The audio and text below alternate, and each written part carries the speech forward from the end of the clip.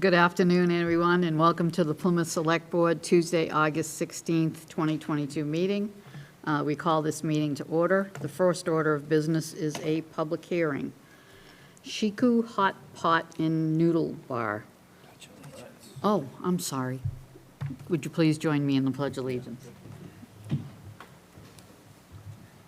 I pledge allegiance to the flag of the United States of America and to the republic for which it stands, one nation, under God, indivisible, with liberty and justice for all.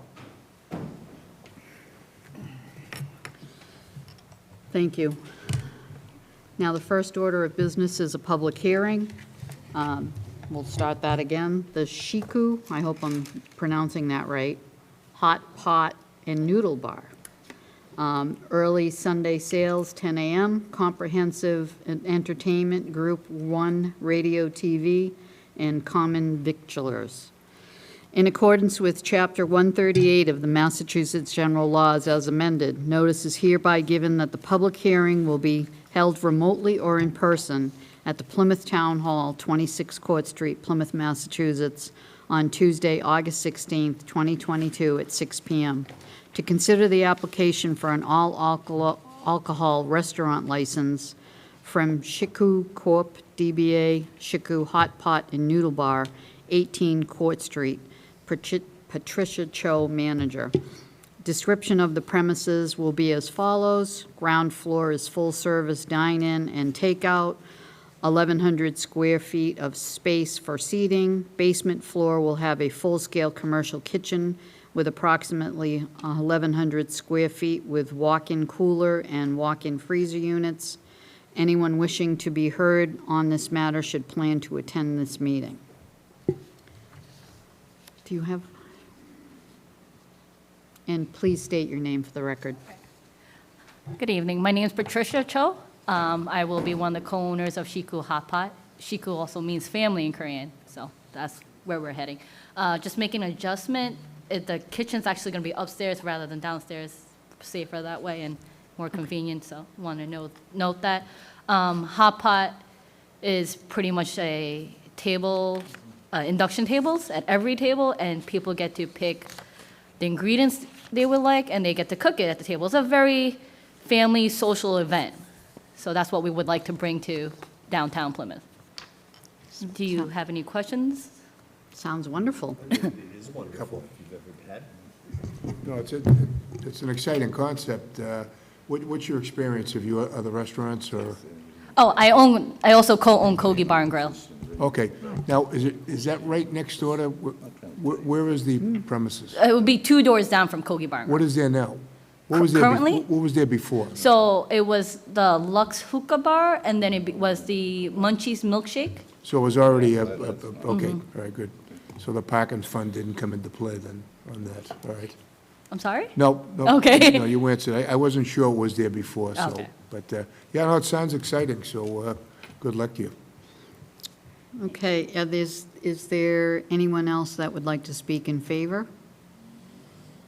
Anyone on, no? Anyone opposed? And I'll bring it back to the board once again. Any comments? We have a motion? Second. And second? All those in favor? It's unanimous. Congratulations. Yes, this is great. Okay. The next order of business is the Citizen of the Month, and this month, and we haven't had them in a couple months, but this month is for Mrs. Dorothy Zuparoli. In recognition for her service to the town as an employee in the Personnel Department and a dedicated volunteer at the Plymouth Public Library and the Center for Active Living, awarded on the 16th day of August 2022. And also, Mrs. Zuparoli just had a birthday last week, and she turned 85 years young. So although she's unable to join us today, I believe her son will be in shortly to pick up her award. And for all of our residents out there, if there is a citizen that you believe that deserves and is worthy of a Citizen of a Month award, please send that to Anthony Sinesi, our admin, and he'll make sure it gets on our docket. So next is public comment. Do we have anybody for public comment? Please state your name for the record. Good evening, Pat McCarthy, and I have two quick things. First, I'm representing the Plymouth Area League of Women Voters Board of Directors, and I'd like to, first of all, thank the board for the letter that you wrote regarding the Holtec Save the Bay situation. And I just would like to read part of our letter that was sent into the record for the citizens watching and people who might watch later on down the road. So, Dear Attorney General Healy, the Plymouth Area League of Women Voters is increasingly concerned by the real prospect that Holtec International Decommissioning, the company responsible for decommissioning Pilgrim Nuclear Power Plant, will discharge 1 million gallons of radioactive wastewater into Plymouth Bay. This act would defy the settlement agreement that Holtec signed with the Commonwealth in 2018. It would flout the Marine Sanctuary Act. It would make mockery of the June 17th letter from the EPA to HDI President Kelly Treese, which rebuts Holtec's skewed interpretation of EPA regulations and reiterates that any discharge of water from the spent fuel pool would be strictly illegal. Holtec has a legal and preferable alternative. It could send the water to a licensed RAD waste site out of state. This is the logical option, but by Holtec's calculus, it would cost $20 million, cutting into their profit. At the July 25th meeting of the Nuclear Decommissioning Citizens Advisory Panel, Holtec Compliance Manager David Noyes stated unequivocally that the plan to release the water would remain on the table despite the EPA warning letter cited above. No amount of radiation can be considered safe. Even the NRC acknowledges this. Holtec claims that processing will cleanse the wastewater and make it pure.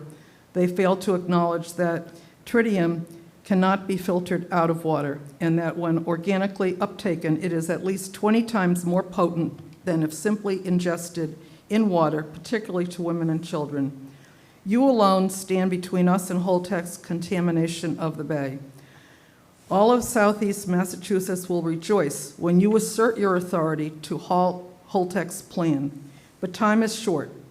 We urge you to enjoin Holtec from dumping before it is too late. It is the right thing to do and will certainly win you votes. The board of the Plymouth Area League of Women Voters, we have not had a response to the letter.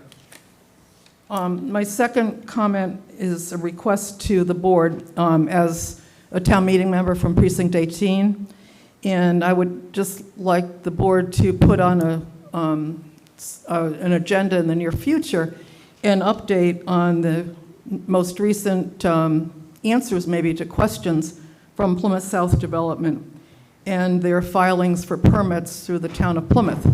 We're almost into the second month of their 90 days. It started July 21st for their first 90 days of due diligence with regards to those kinds of permits. And I'm concerned about that, and I'm very appreciative of the board and its letter and of addressing the serious questions that a lot of us have to Boston South Development. I understand, I believe there was some kind of a meeting with Boston South Development, and I would love to know what their further intentions are. And as part of, the woodlot just happens to be in the current Precinct 18, but it also abuts Precinct 4, and it abuts, a lot of citizens in Plymouth. So I just would hope that you could get an agenda item so we could get an update on what is going on that you know about, especially with regards to whether the county has more jurisdiction over our local zoning issues, and if they can override the rural residential area. And a lot of us are concerned about that. Okay, thank you very much. Pat, question for you. On your first item, when did the League of Women Voters send the letter? About 2 or 3 weeks ago. 2 or 3 weeks? Yeah. And when did we send It ours? was sent right at the same time, almost a day, within a day or so of when you sent your letter, because it had to go for a final review from the board. I think, And Henrietta was, Okay, and we have not heard either. I think we heard that it was received. Okay, but Oh. we've not had an answer from the Attorney General of the state of Massachusetts, who happens to be busy running for governor. yes. Not that I would suggest that people might want to call her campaign and ask her why she has not answered this, but she does stand in between the two of them. But that's just my own comment. I'm reading the letter on behalf of Henrietta, who had surgery, and from the whole board of the league.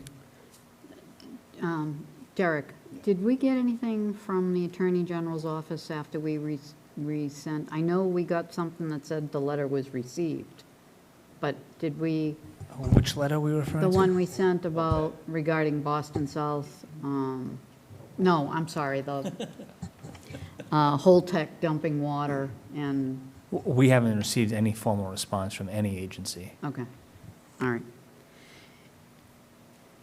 So not as of yet, but I was going to wait to say this under new business, and I'll give you a little bit of a Boston South update. Myself, the town manager, and Vice Chairman Quintal had a meeting with the representatives from the County Commissioner's Office and Boston South on Monday, August 8th. During this meeting, Boston South outlined its desire to develop this property. Possible developments under consideration are everything from commercial industrial uses, an entertainment complex, and yes, possibly a horse racing venue. Although the meeting was somewhat amicable, I reaffirmed the board's strong opposition to horse racing in our community. Currently, Boston South is using the 90-day process for its due diligence to conduct an environmental analysis and to conduct deed searches. They plan to report back to the board in November.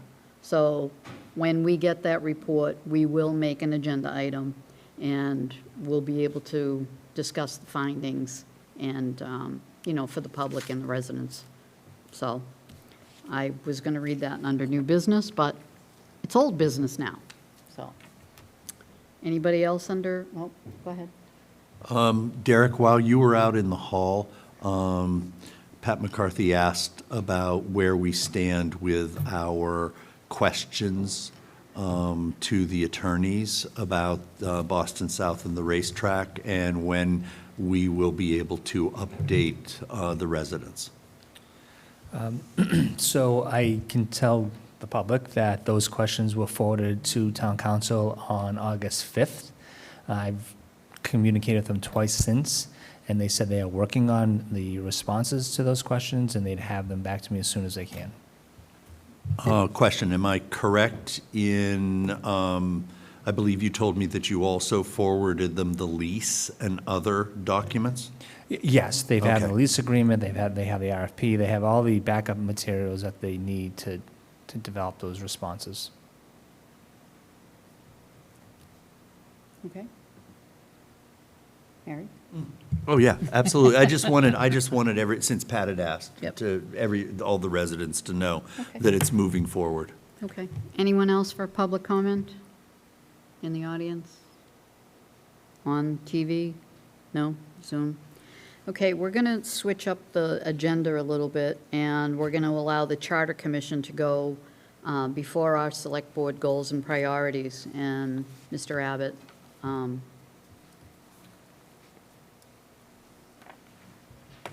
this is an update and request for legal services for the Charter Commission.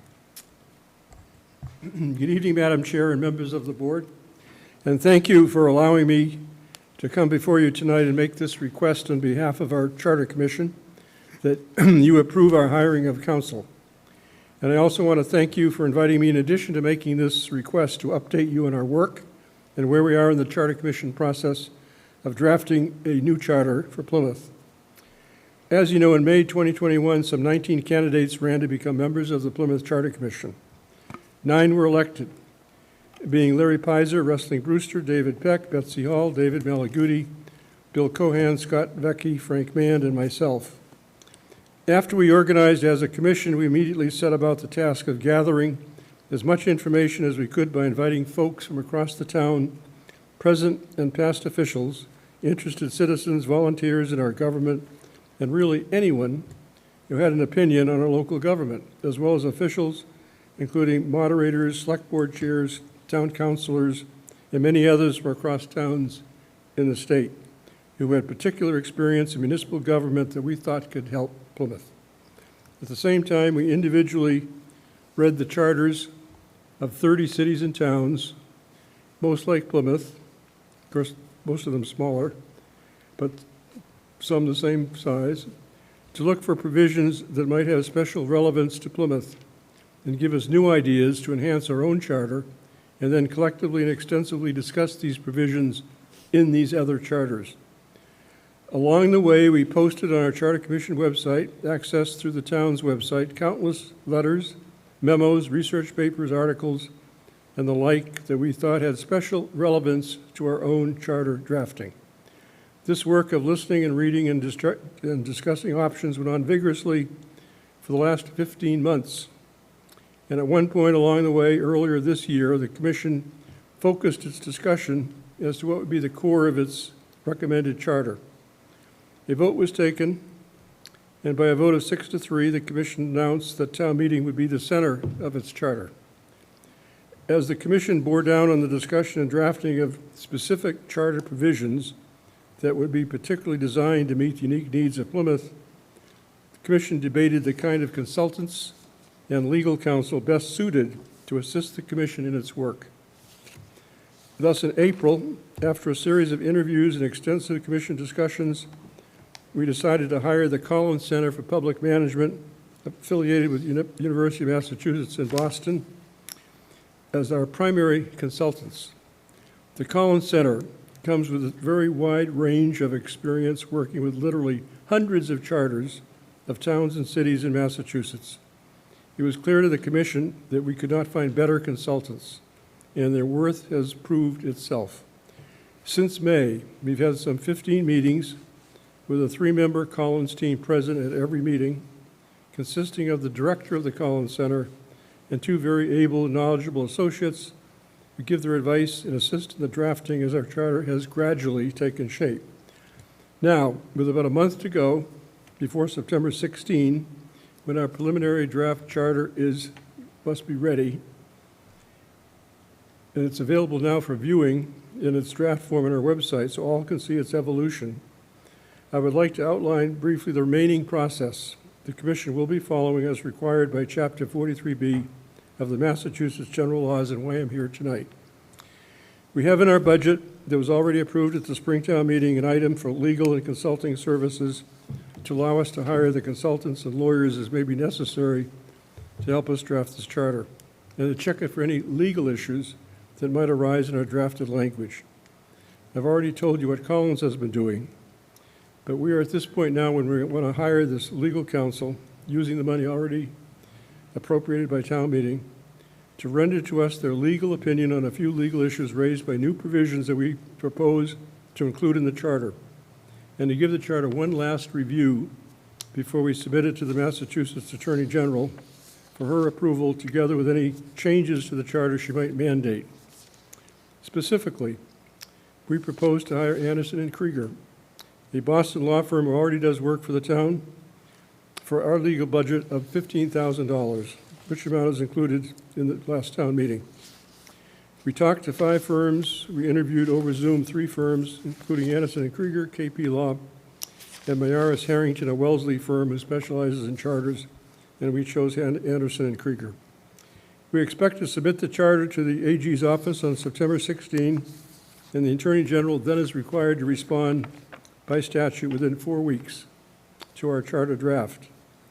At the same time, in mid-September, our preliminary draft charter will be printed in its entirety in the Old Colony Memorial. We will then be scheduling 1 or more public hearings on the charter draft, the first of which hearing is scheduled for Monday, October 3rd. 2 months later, on November 16th, 18 months since we started in May of 2021, The state statute requires us to submit to this board, your board, our final report as adopted by a majority of the commissioners, together with any minority report from one or more individual members of the commission. Thereafter, Chapter 43B requires that the Select Board mail the draft charter to all residences of voters in Plymouth and prepare the question to be placed on the May 2023 ballot for up or down vote. Finally, I would like to say a few words about the new charter the Commission is working on. Until the final vote is taken in September, the provisions of this draft charter that anyone, again, can view on our website are not final and can be changed or omitted altogether. Our work will continue in the meetings left to try and get the final charter language exactly right, so that our local government will become even more efficient, accountable, with fully effective checks and balances, with a well-prepared, proactive legislature and a focused, goal-setting, visionary select board. A government that emphasizes democratic participation and transparency in all of its operations. Thank you, and I'm happy to answer any questions. I'll bring it back to the board. Mr. Helm? Thanks, Mr. Abbott. When on the website now and in the future, when it is mailed, the charter is quite a document. Will the changes, whether in language or additions to the charter, will they be highlighted for the residents? Or will it just be the new charter? No, I think, to answer your question, I think we're going to be highlighting them. As you see the draft on our website now, the red is all of the changing. And I think that's a good way to present it. Thank you. Mr. Abbott, I get a couple questions. When the Collins Center at UMass, they were hired they started in May with you? Yes. So what exactly were they hired to do? And how much were they paid to do it? The total budget for them is going to be about $24,000. So 24,000, and what exactly were they hired to To do? be specific, they get paid $1,500 per meeting, Sure. and we have 16 meetings budgeted. And what they do exactly is, they are really an incredible resource for charters all across the state. So if we have a change, for example, to our finance committee, they'll tell us, well, that was tried in North Brookfield, and it didn't work. They'll tell us what works, what doesn't work, what's practical, what's not practical. Again, I think they've been involved with just about every charter that's been amended or adopted in the last several years. So were they hired after you made your decision on the town Yes. meeting form? After? After. They were hired in May. What, I just have a question. Why wouldn't they get involved from the beginning? Because we felt it was our job for the first several months, actually in this case, 9 or 10 months, for us to gather our own information everywhere we could, from listening to people, listening to town officials in Plymouth, from other towns like Plymouth, other even cities. We listened to so many different points of view, to gathering information. We had many of them on Zoom, some in person. And then we also read 30 charters, approximately 30 charters ourselves. Each commissioner was assigned to read 3 charters, 4 charters, and a report on them. So we were gathering information up until January. That's when we made the decision as to which way our charter would go. Right. And then we knew at that point we needed to start looking at specific provisions, and that's where Collins came in. But these folks, you tell me they're the experts, and they know, all the charters around the state. Shouldn't they have gotten involved before you made your decision to go with the town meeting form of government? I don't think so. I don't think there was any. They would have been Every helpful. member of our commission was in a fact-gathering mode, and they all can think for themselves. They don't need to be told by anyone, for example, that a mayor is a better form or not, or any particular form of government is better. I mean, this is why, they're charter commissioners. The Collins people are there to help you draft the charter you've selected and to actually write provisions, the details. For many of these provisions are down in the weeds. But the overall type of government, I think, was up to the commissioners to decide. I think it would have been, I think they would have been abdicating their responsibilities if they didn't make that decision to begin with. So I mean, I don't know who is on their team. Are there any lawyers on their team, on the Collins? On the Collins team, yes, there are, as a matter of fact. So my next question is, why do we need another law firm? If you've already been working with the Collins, shouldn't they have been able to answer all those questions for you? Right, it's a good question, but they made it very clear to us at the beginning they were not going to function as lawyers. One of the three-member team that come to all our meetings, one of them is a lawyer. But she said, and the director of the Collins Center said, we're not here to function as a lawyer, you should have your own counsel. They're here as charter experts. And they specifically have highlighted 3 items in our charter that we should be seeking counsel's advice on. There's only a few, but that's not why they were hired, and it's not this is not why they are part of the team. So the questions that we're paying $15,000 for, the 3 questions, they must be pretty serious questions if we're going to spend that kind of money for 3 questions. This is Anderson and Krieger. You probably already have It some familiarity with them. Seems like They're excessive, but They gave us a conservative estimate of 30 hours at $15,000. I don't think we're going to need that much, but because I've only identified three legal questions, they're not that difficult. It's my personal view we're going to be returning money to the town, because I don't think we're going to necessarily spend it. That is just a budget of hours if necessary. But the one review which is important is the review of the entire charter. So they're going to get the whole charter, they're going to read it, tell us if they see any glitches, and then we send it to the Attorney General. Not to cut you off, but didn't the Collins Center do that? No, We paid them $24,000 for? All Collins has said on that score is that they will not be our legal counsel. They're not going to opine on legal issues, and all they're going to do is identify what could be a legal issue, and then we better have counsel check it. And that's what they've done. They've identified 3 things. He said, have your counsel check on that. And that's it so far. Once it goes to the Attorney General, I'm hoping that review will go quickly, and we're not going to get back a letter of all kinds of edits and changes. And the last time I went through this process, we got back a letter from the AG's office, which was really pretty clean. It was great. But if we send it up with all kinds of legal questions, it doesn't look good, it's going to waste time. But Collins have made it very specific that they're not there to be our legal counsel. Anyone else? I just have a quick question, and well, maybe not a question, but a comment. Is there any opportunity for the Charter Commission and the Board of Selectmen to meet? I've watched quite a few of the Charter Commission meetings. You know, I've spoken to some, but some of the information, how it was put forward wasn't actually factual about the way the process is and the way things are run. So I was just wondering if that's something that, the Charter Commission would be interested in meeting with the Select Board and asking some of the questions that are posed for the Select Board. I think it would be... We wanted to hear with all members of all the boards, and actually, I'm looking here, I've heard from 3 members of this board already, not as a board, but individually, as to what their views are. We did the same thing with the planning board. We had the chairman of the planning board, the vice chair of the planning board, and they came in and spoke to us. We spent quite a bit of time with Lynn Barrett. But individual members of boards, we heard from you. I think you spoke at least 2 or 3 times at our meetings over Zoom. Right. Patrick certainly did, and John Mahoney came to our meeting. But I think rather than a collective board, it'd be better to hear from each one of you with your ideas. And there will be time, of course, between September and November. There's a 2-month period when we're going to be having public hearings, so it's not too late then to make your suggestions to us.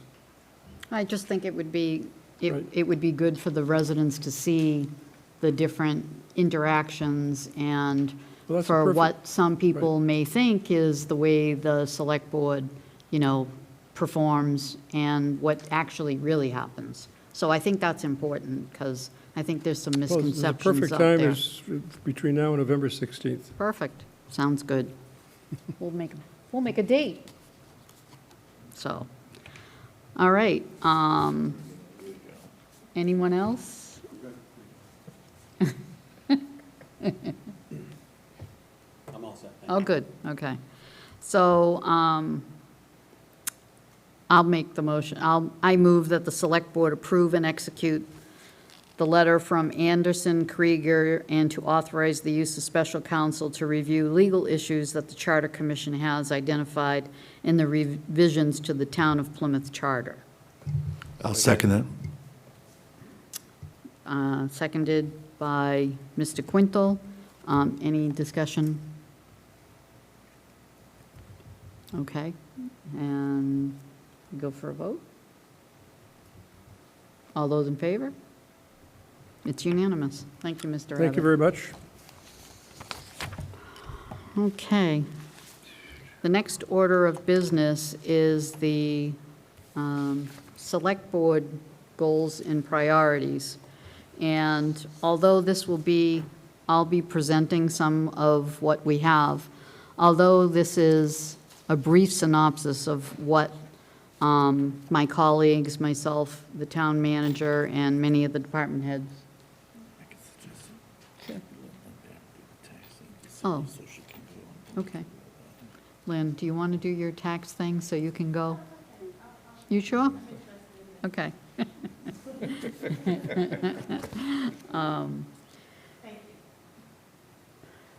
Now I lost my train of thought.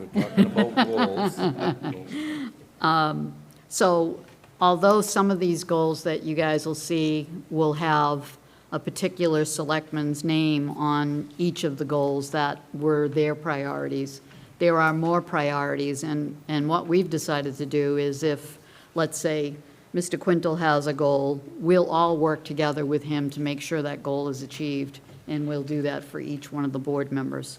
And although I have one name on some of these goals, it really was a joint effort by all of our selectmen to move these forward.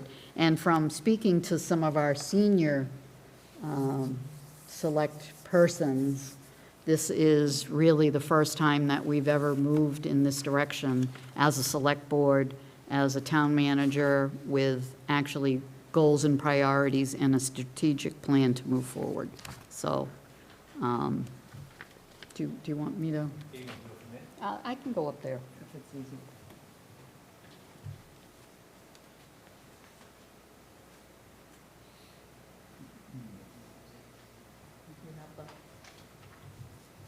I'm not a good clicker person, so we have Mr. Sinesi doing the clicker for me today.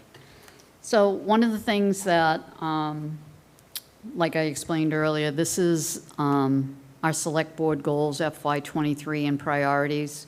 The town manager held many group meetings with department heads to review the priorities for the upcoming years. The Select Board has met a couple of times. We met on June 24th and August 4th to review shared goals and priorities. And then the town manager met with each individual department head and to embed like the selectmen's goals to their priorities into each respective department and annual work plan. So next June, the board with the town manager will review each goal to measure its success. And then today, August 16th, 2022, is the start of the creation of a 5-year strategic plan for the town of Plymouth and its partners. So we're going to highlight some of these goals. And don't mind me, I'm reading from the piece of paper that I have in front of me because I can't see that board. So ensure a safe and healthy community. And the first is Mr. Helm to achieve age and dementia-friendly community designation. So I don't know if Mr. Helm wants to give like a quick, brief, quick? Can you do quick, Harry? I can do quick. So. You all may remember last year in think October, November, we set up a task force to examine senior issues. In our examinations and our explorations, we came to the understanding that by getting this age and dementia-friendly community designation is an umbrella designation, and we will have to achieve a number of things that will benefit our seniors and make them more secure in the community. And it will also enable us to access funding outside of local funding. So that's basically it. And you'll hear more about it in a couple weeks from Michelle Brody, the director of the CAL. And thank you, Mr. Holm.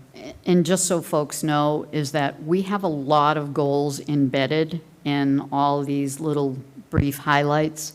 And as soon as the board takes a vote to adopt them, it will be posted on the town website so everyone can see. It's not as quick and easy as what you're seeing up on this board. It's pretty extensive. So we'll make sure that it's on the town website, and Mr. Sinesi said he would post it as soon as we take the vote. So one of our other highlights is to commit to long-term financial planning, develop a robust 10-year capital improvement plan. And I think, do you want to speak to that? Yeah, sure, happy to speak to this one. So, I mean, I think everybody will agree that, you know, we've talked a lot about capital improvement planning, and the town has done a great job over the last decade or so, having a 5-year capital improvement plan. And so the assistant town manager, with the support of the board, working with our finance director, they have committed this FY23 period to expand that to a 10-year capital improvement plan. So we can really look like long-term what financial constraints are going to be, and then lay it on top of that, we will then develop a plan on how to fund this capital improvement plan. So again, this is kind of a launching point from what was previously developed, but looking more long-term. Thank you, Derek. The next is communicate, engage with the public. This was one of my goals, and it's to develop the 311 system. You know, communication has always been difficult for our town, and we're a big town. We're a big, small town. We're not a little town anymore. We're big, but we all still like to think we're still a little town. So the 311 system is, I mean, it performs in some of our bigger cities, Worcester's, places like that. And what this system does is that it will allow a resident to be able to report something without having to come to any of the selectmen, or, you know, post it on Facebook, or, you know, contact the town manager. And it really will streamline. And what that's going to do is that once an issue is reported, it's actually it'll provide a log of where in the process this issue is. So you'll see it get assigned to someone. You'll see where it's the potential of it being repaired. And then you'll see each step as it works through until it comes to fruition. So I think that's, you know, very important. I know we've gotten some quotes as of recent. I don't know if there's anything more that you want to highlight with that, but I know that our new BOS admin, Mr. Sinesi, he's working fast and furiously on it, and we keep getting more and more information regarding it. So I think once we come up with the system that we can implement it, I think the town is going to love that. If there's a pothole on your street, you're going to see it get to DPW, you're going to see the crew that's working on it, you're going to see when they're working on it, and you're going to see when it's supposed to be complete. So I think it's important information for everyone to have. Not that I mind anybody calling me, but, and I'm sure none of the board members do either, so. The next is ensure a strong and vibrant economic development in business sector. And this is Mr. Bletzer, who is, you know, he's been talking about economic development. Again, even though these are singularly board priorities, we're all committed to working together to ensure that each one of them develop and come to a successful, but I don't know. I'll just say just a couple things. When I was looking at interviews of when Derek Brindisi, when he interviewed for the town of Upland, when we were doing our research on the candidates. And one of the things that really impressed me was they asked him about the downtown and what he could do to help the economy. And he talked about reimagining the downtown. And he did that in Upton. He revitalized the downtown. Obviously, it's a lot smaller than what we have here, but it's a great idea. Reimagine our downtown waterfront. We're going to develop a master plan, get a merchant association, which is huge. We've got to get everybody together, working together on the same page.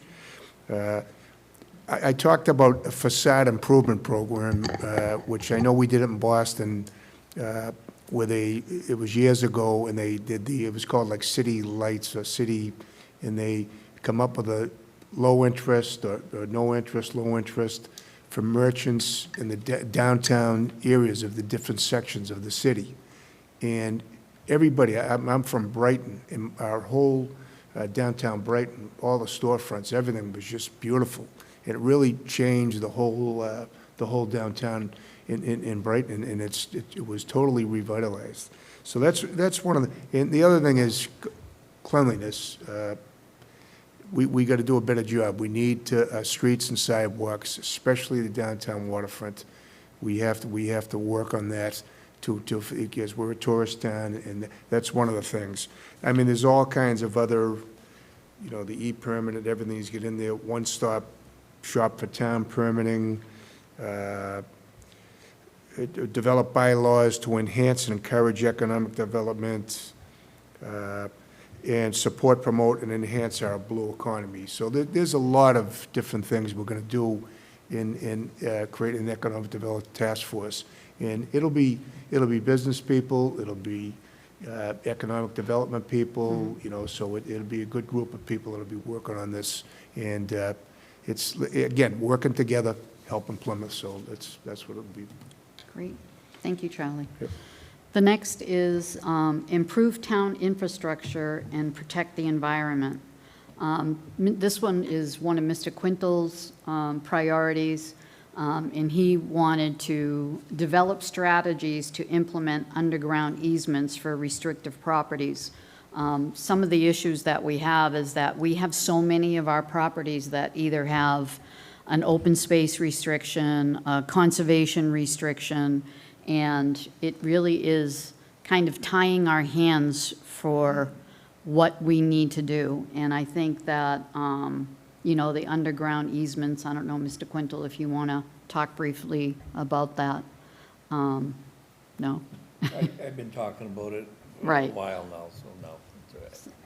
So that's something important because we can still have one of those restrictions with a CR or something, open space or something, and still be able to access underground. And as you will see coming up very quickly is Mr. Mahoney's, one of his things is about water, water, water. So, when we have so much restrictions on our property and we can't get water, that really can become problematic for us.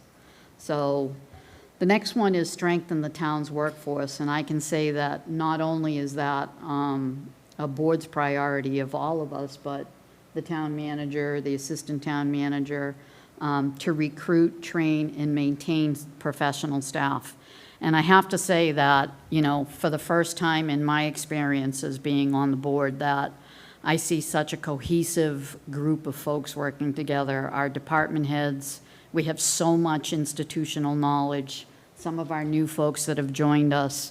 And it really is, it's a joy to be able to, have these little group sessions and work with the town manager, because these folks that people don't even know and they just say, oh, they work for the town of Plymouth, they're really amazing. We have so much knowledge. Our finance director is here, and she comes with some of the biggest strengths that we have, and we all look to her to advise us of our financial future. But Betty? You know, the best and brightest is something that we always said, Plymouth deserves the best and brightest. And I think that with this strengthening of the town workforce, that is something that we look forward to doing. And then I'll Well, go Charlie I and was then just, Derek. I was just going to say, the first step was to get them paid fairly, and Right. I think that helped morale, and it also helped us be able to recruit people. I know it was a concern for some of the department heads that they were leaving for other jobs in other towns. Right. And so they wanted to be able to hire people, skilled people, but we had to pay them. And they're still not at 100% Right. so we didn't give it away, but they're up to the 75 percentile. But that was the first step towards this right here. So. Right. And the best and brightest is exactly what we want and exactly what we need and exactly what this town deserves. So I don't know, Derek, if you want to, I mean, you're one of the best and brightest, so. Well, yeah, I mean, I agree with everything that's been said. You know, we have a new human resources director who's really looking at that department in a different way. And, you know, we look, when I first came here, I think we had about 47 vacancies. That didn't include the police department, which has still 23 vacancies as of today.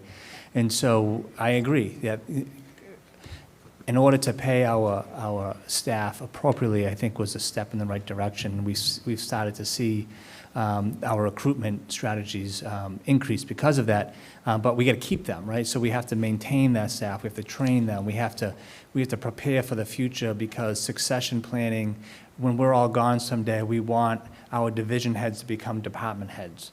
And so that gets back to training and making sure that they understand they're a part of the team, they understand their role within the organization, and they're happy to come to work every day to be a major contributor. So that's a lot of what we're trying to accomplish these days.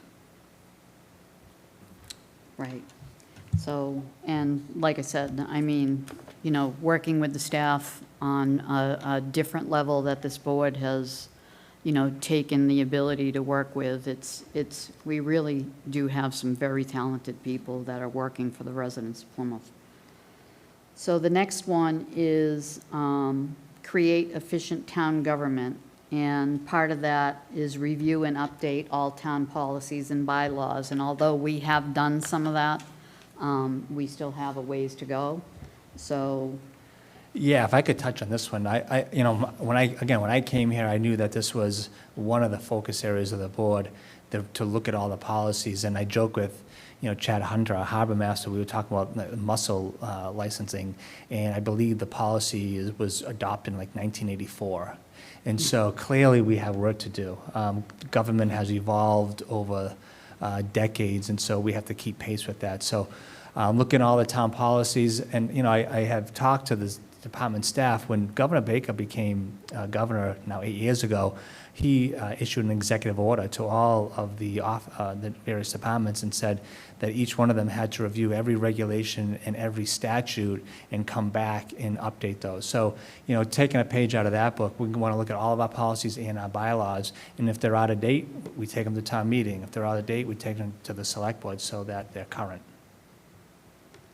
right. And we have done a few of those, some of them, and we just need to continue on to do the rest of them. So next is, when I look at this next one and I say future generations, 4 to 6 years really isn't what I was thinking for future generations.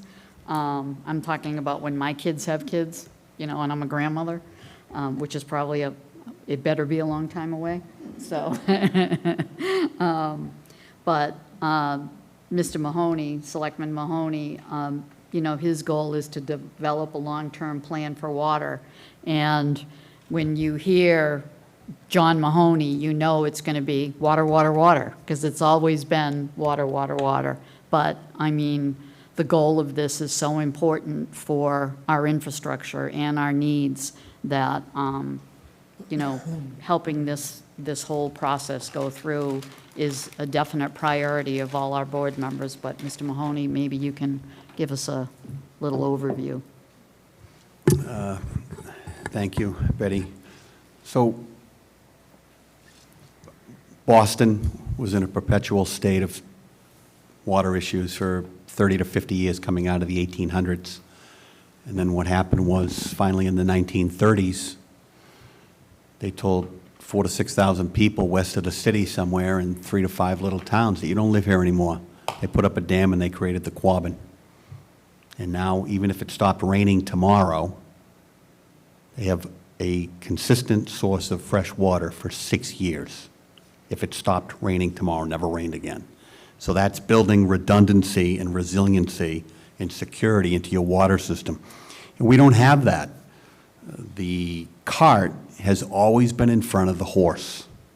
So it was refreshing a month or so ago. The DPW director was standing where you are, and he said that we're down 2 wells now, -2. I think Mr. Helm asked something along the line of where are we going to put them, and that's not exactly known right now, and that's not good, especially when you see all the pressures being put on the community, and we could list them all, but one of them is a failed affordable housing policy from the 60s that is being leveraged all over the community by developers, and all I can tell you is that we want to think decades, generations, and a century out, Betty, but you're right, we want to have that problem solved in 3 to 6 years, okay? Because water is economic development, it is public health, and it is public safety. Right. And we can't work on that solution enough. Right. Thank you, John. So that is a brief highlight of our goals and priorities that we are moving forward with. The complete list of goals and priorities will be on the town website this evening, probably as soon as we take the vote. And you can get those on www.plymouth-ma.gov, or you can visit the town manager's office, or you can also contact our admin, Anthony Sinesi, and he can send a copy to whoever. Hopefully, we'll get a file on our social media pages as well that people can download and go from there. But again, I want to reiterate the pleasure that has been working with staff and, you know, coming up with these goals and priorities, because I think it's been a long time coming, and I think we're finally there. And you know what? We have a lot of work to do, and I think together that we can do a great job. And I think that's all of us. That's not just the board. That's not just town staff, but it's input from our residents as well. So I think it's really important that, you know, it's time to put some of our differences aside and just work for the greater good, because we all want the same thing. We all want the success for the town of Plymouth. So I really appreciate having this opportunity to present this on behalf of the board and this town staff. So if anyone else wants to say anything, go ahead. Mr. Sinesi has pulled up the document. So once this goes live on the website, this is what folks will see. And as Chairman Cavaco pointed out, we were just hitting on the highlights this evening with the presentation. But Anthony, if you just want to scroll through it, those are all the different priorities under healthy community. Those are the priorities under financial planning. Keep going. Just so folks can get a sense of what they're going to see. These are all the various priorities under communicate and engage with the public, and so on and so forth. So again, as you pointed out, we just touched on the highlights this evening, but that's the full document. And the ultimate goal is to develop that, as you pointed out, that 5-year strategic plan. So if anyone has any questions for me, I'm going to go back to my seat. And any questions for any other board members?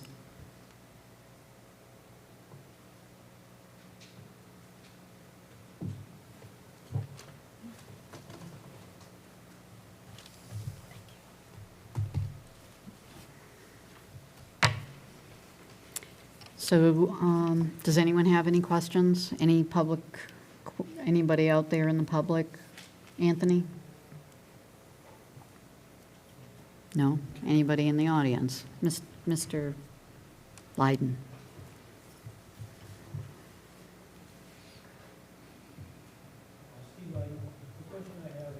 I don't think your mic's on. When the town takes over tax title land, it always seems like, I know it goes through a process where it goes through all the division heads to see if they need this land. And if they don't, it seems like all the time it's turned over to conservation. We're not receiving any funds, tax dollars now, and I don't understand why we just don't keep that land in its town property in case we ever need it. Right now, when you give it to conservation, they put restrictions on it. If we want to use that land, we can't, unless we go get 9 acres someplace else to replace the 1 acre that we just, made into conservation. I think this is foolish. I mean, if the town, we talk about the future, John talked about wells, maybe some of these properties we could have put wells on. But now with all the restrictions we have to go through, I don't understand why we have to do this. And it seems like it's done all the time. Thank you. Thank you, Mr. Leyden. Okay, Mr. Quintal. Thank you. Mr. Brandisi, if we could just put another bullet in there on some green energy. I know we get an update every year, and it's, we got this grant, we got that grant, but, every community I drive through and I see the new street lights and, and I keep asking the same question, why can't Plymouth do it? So I know they're very busy, the Energy Committee. The last I knew, they were looking at some bills. I was assured by Mrs. Arrighi that those power bills would be turned over, which I believe they were, that they were looking for. So I'd like to see where we're at with that, because I think, like I said, I'm going in my third year, and I haven't really seen too much action with that, and I'd like to see more. Yeah, absolutely, we can include that. And with that being said, I'd like to make a motion to move the Select Board approve and execute the FY23 Select Board goals and procedures. We have a motion from Mr. Quintal, second from Mr. Blitzer. Discussion? No? John, come on. Baseball analogy, anything? You got nothing? All right, all those in favor? It's unanimous. Thank you. So the next is Senior and Veterans Tax Relief Program, and I believe that's Mrs. Barrett, our Finance Director.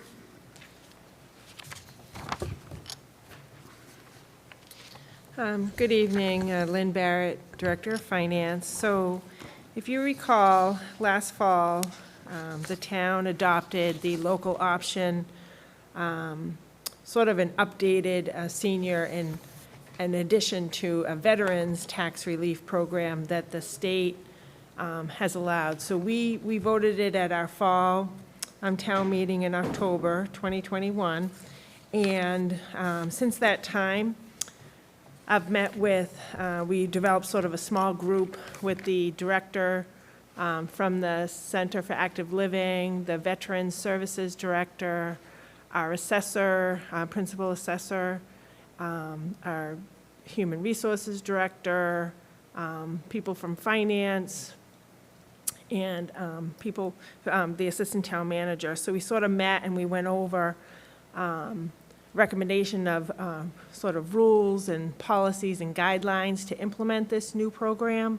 So attached to the memo that I sent you is those guidelines and procedures.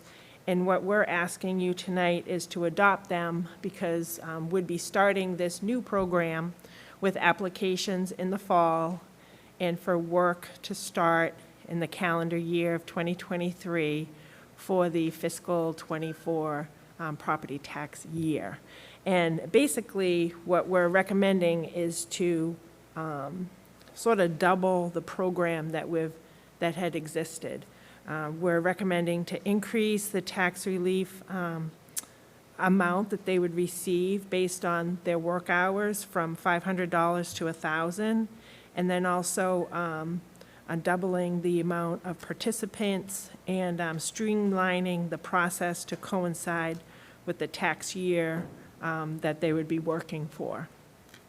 So if you have any questions on the guidelines that we submitted to you, we would ask that you approve those guidelines so we can implement the program. Lynn, I just have one. I think it's a great program. Anytime you give somebody some kind of relief like that, what kind of jobs would they be able to do? They Is that- really could do anything. I mean, each department is sort of solicited as to what types of projects or jobs that they have available. I know like in the finance department, we've utilized people to do some filing. Maybe we have a special project that we want to collect some data on. So we're going to reach out to all the different departments, before we do the application process to see how many departments are interested in, having someone. And then as they apply, the Human Resources Department will look at their skill set Yeah, and okay. try to, fit them to the department Right, that would right. need them the most. Oh, good. Great. I'm sorry, anybody else have any questions? Lynn, is there any opportunity when this moves forward, as this program is put in place, because we're going from 15 to 30 people involved, but we're also adding veterans to it, which were not part of it before, correct? That's correct. Okay, so we're going from 15 to 30. We're going from a total town expenditure of $7,500 to $30,000, correct? Yes. Yeah, okay, cool. But if this is really successful, is there the opportunity within what is being put together that this could be expanded? Or would it have to go through another 2-year-long process? No, I mean, as the program goes along, we could definitely look at the departmental need for help and the applicants that are applying. I know the program in the past, sometimes it wasn't as enticing to applicants to apply, so maybe the increase in the amount would, entice them to. So we could definitely look at that. And the time frame is such that to budget for this, we budget for it on the recap. We don't budget for it at town meeting, so it's outside of the town meeting Okay. appropriation process because it comes out of our allowance for abatements and exemptions, and that gets added to the recap in November. So we'll know within a year how many people have applied and what that exemption total should be on our recap. So it's not, it won't be restricted by like, we got to go to town meeting and appropriate so much money for this program. We'll Cool. know how many people are in it, and we can appropriate on our recap sheet sufficiently for that program. Excellent. One last question. I may have missed it in what you sent, and if it sent us, and if I did, I apologize. The previous program, I believe that residents were limited in their participation to one time. I think what they did was if you got the program in one year, what they did was they said, you can't apply the following year, just to try to open it up to other people, but then you could come back the following year after that. You could kind Yeah. of skip every other year. Is that still Exactly. going to be part of this program? We didn't include that in this program. I think what we wanted to do is really sort of look at the number of applicants and, sort of feel it out. Yeah, and that's why I asked about the expansion. Yeah. If we are not limiting people to every other year, if they can continue doing it yearly, we may need to expand this program. So, thank That's you. right, yeah. Appreciate it. Okay. I just have a couple, not really questions, but comments, well, a couple questions. Derek, the volunteer that we want telling people where to go, this would be great. Telling where to go. Well, not like that. But when people come into town hall and they're looking at these, looking at the polls and they don't know which department it is or which floor, having like a little visitor services person, I think this would be a great opportunity to do that. Oh, yeah, no, I absolutely agree. I can tell you, in the last community I worked in, which is much smaller than this community, we would spend easily $20,000 a year just in this program alone. It was extremely successful. So I see this program taking off in the next year or two. Yeah, that would be great. And just one of the other things that, and I know that we brought it up quite a while ago, is to have that line item placed on our tax bills for like senior, I don't even know what I called it back For then. contributions. Yes, senior contribution and/or scholarship, you know, one That's or, right. both of them, actually. If we know that when that could maybe be implemented, I don't know when tax bills come out, if they're out, or if they just came out. I would pay mine with my mortgage, so I have no clue. Sure, absolutely. And then, anyone else? So, I move that the Select Board approve and execute the local rules and guidelines of the Senior and Veterans Property Tax Relief Program as presented in the agenda packet. Second. I have a motion and a second. Discussion? No? All those in favor? Great, unanimous. Thank you very much. Thank you. Thank you. Okay, the next is the town manager's report. All right, so we have a few things to update the board on. So the first thing I want to talk about is the drought we're in. Right now, the state officials have said we are in a level 3 drought, which is critical according to their definitions. So clearly, there's nothing we can do about the drought itself, but we are working on a couple of different water conservation efforts. So you may have noticed on the town website that we have now are now educating and asking our residents to eliminate all non-essential outdoor water uses, which would be irrigation of lawns, filling swimming pools, washing vehicles, washing the exterior of your home. So anything that's unnecessary until we can get through this drought period. Items that are considered, that would not be subject to this would be for any health or safety reason, if you are producing food and fiber, or if you have to maintain livestock. So you can continue to use water for those purposes.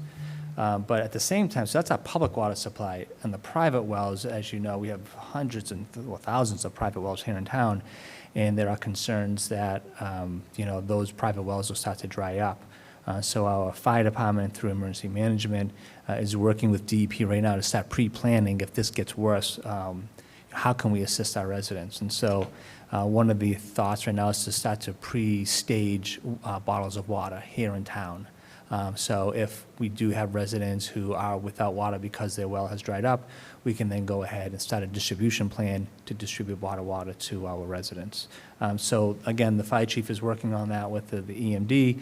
So more to come if we get to that point. Speaking of the fire department, just some quick data points. The chief had looked at the fires this year versus last year, and we've seen a 200% increase in fires this year alone compared to last year. And a lot of it has to do because of the drought situation. Most of those fires are brush-related or mulch-related, but as you know, we've had some, in the last 2 weeks, or 3 weeks now, 3 major structure fires that they've had to contend with. And so that's very labor-intensive when we have to put out fires. We had a small forest fire, burnt about 5 acres. We had our fire department out there for almost a week, tamping that down. So again, very labor-intensive, requires a lot of resources in order to respond to those types of calls.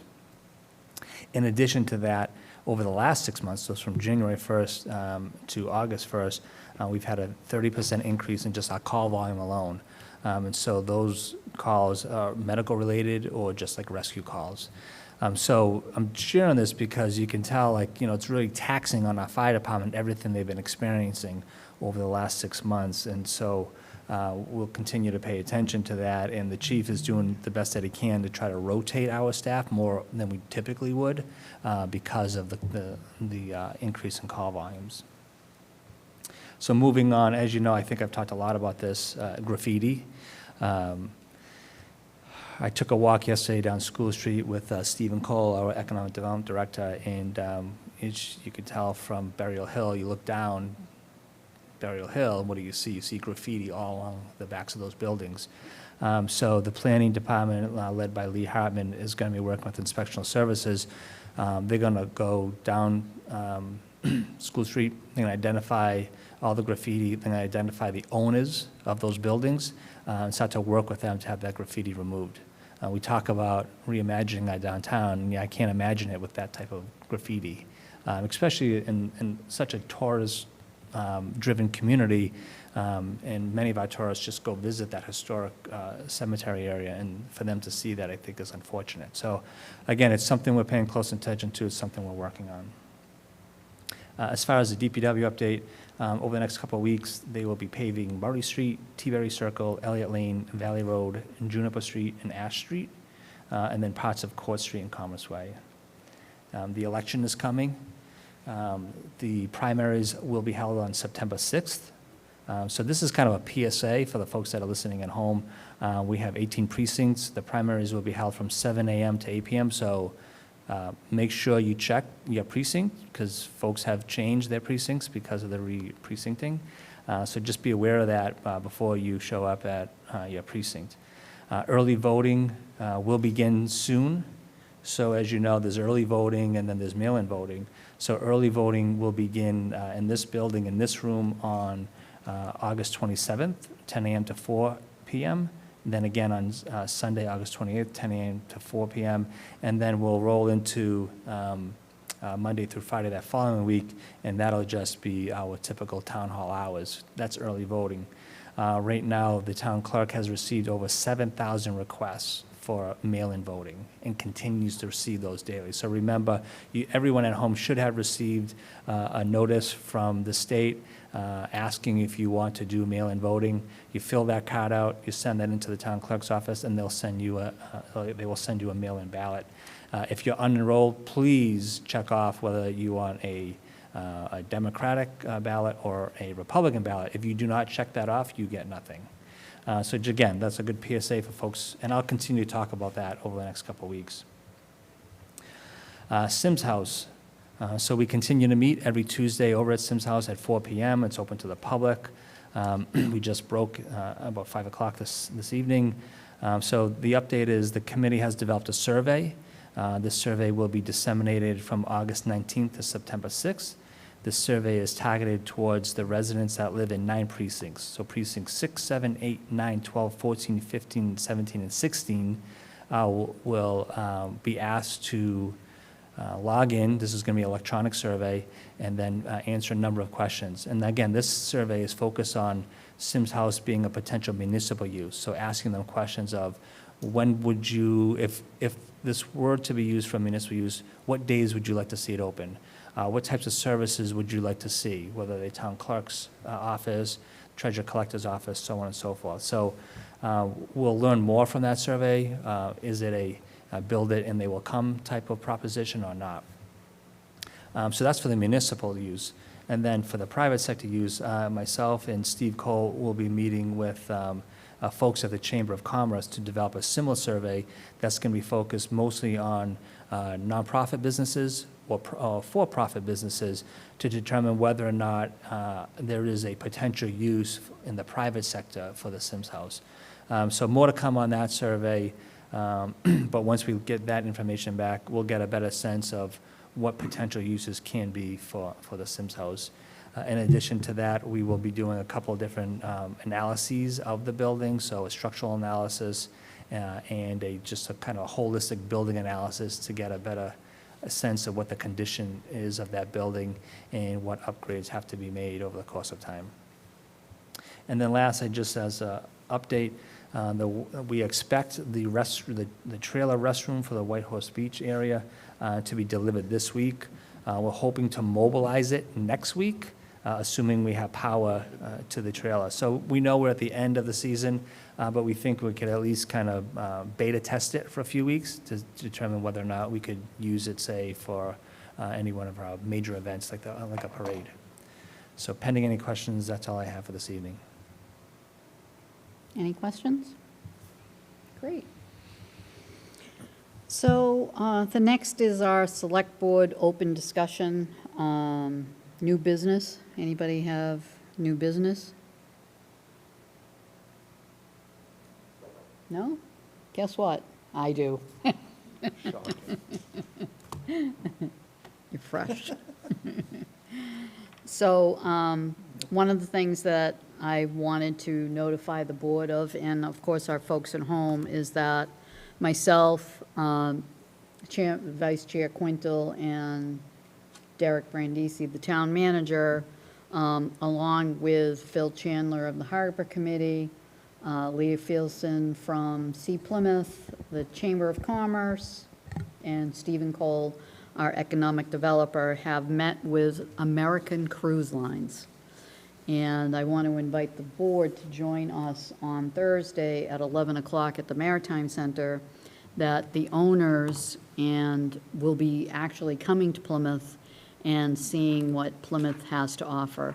So what this is all about is that they are engaging with smaller cruise ships. And these cruise ships hold about 110, 120 people.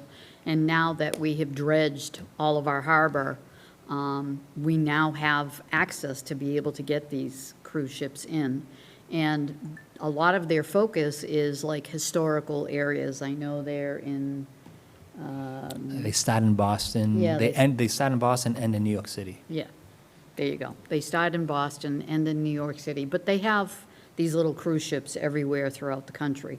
So we've met with them twice, and we are going to meet with them on Thursday and invite the board, the entire board, to join us if they're able to, and that will be at 11 o'clock at the Maritime Center.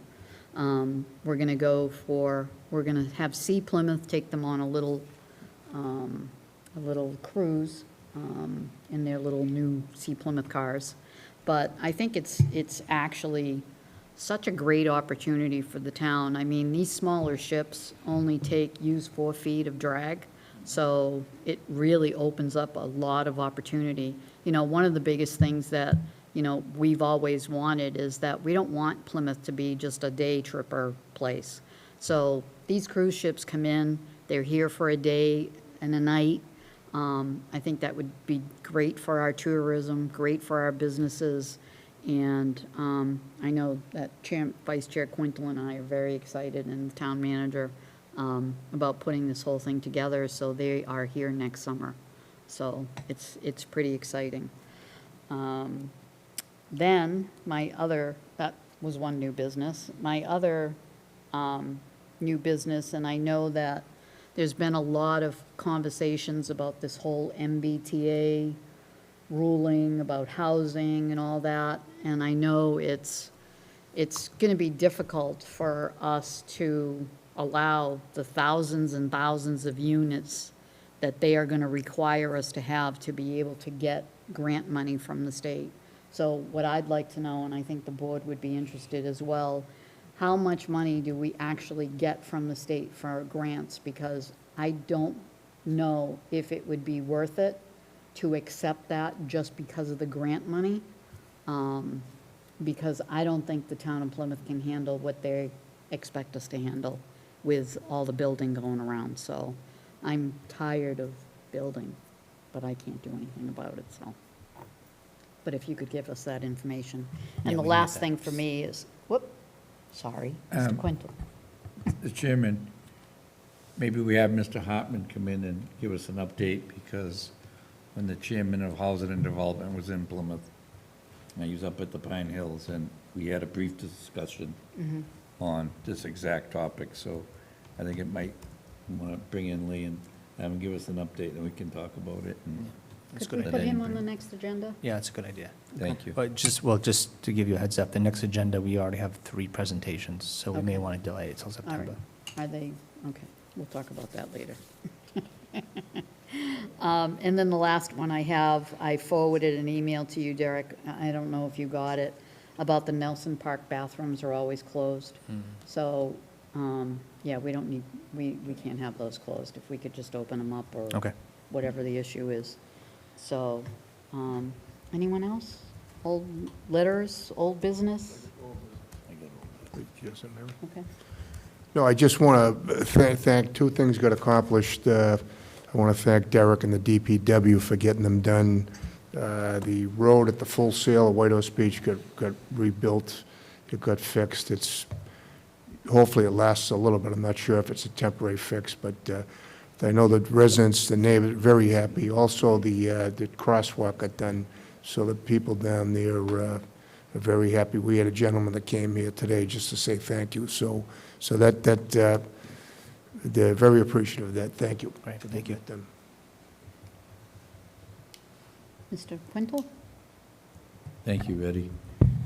Just want to let the community know that we've reached out to families and as many people as we can in need.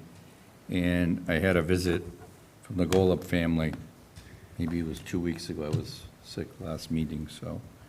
And they wrote a letter, actually the children wrote a letter and made a picture. And I'm going to turn it over to the town manager. It's a thank you, then it's in Ukraine, Plymouth, and the kids drew a thing. So I'll pass that on for Derek. I'm just going to read you a quick thing. We did very well for this family.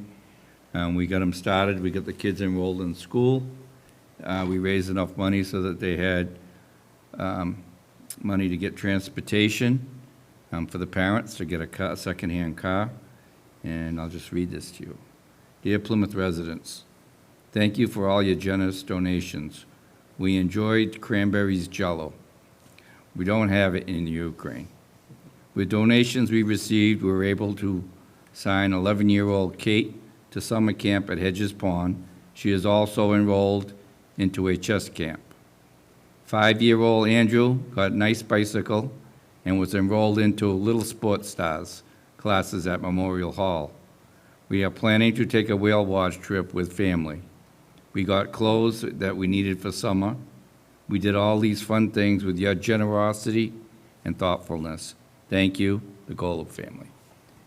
So, just want to pass that on. And that was the family that Quintels and Squinnies kind of adopted from the Ukraine, that were able to find a home here from another, actually one of our former employees. Exactly. So, and there are other, fundraisers going on. We've had a family that lost all their home to a devastating fire a few weeks ago. And again, Quintels and Squinnies. I actually had the pleasure of working with Mr. Quintel privately in getting this little boy a small little dirt bike. And he lost it. It melted in the fire, and he couldn't. And they went, and he got a new dirt bike. He got all new gear. They're so happy. They have, like, all the clothes. The kids have a lot of back-to-school clothes. There's people going in there every week and donating, cash money, checks to this family. So another great Quintel Squinnies, it's been great.